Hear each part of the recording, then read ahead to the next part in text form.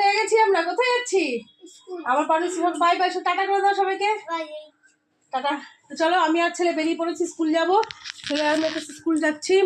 আর আজকে আমার দাদা আর ওর বাবা একটু বেরিয়েছে, যার জন্য আমাদের গাড়িটা পেলাম না। মনে হচ্ছে আজকে রিক্সা করে যেতে হবে।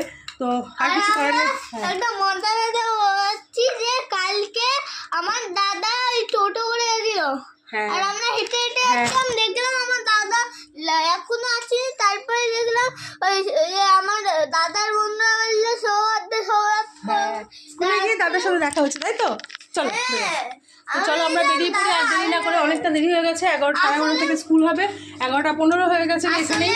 আসলে আমার দাদা তো আমার দাদার যেই ক্লাসে পড়ে এটা অনুষ্ঠিত। ঠিক আছে,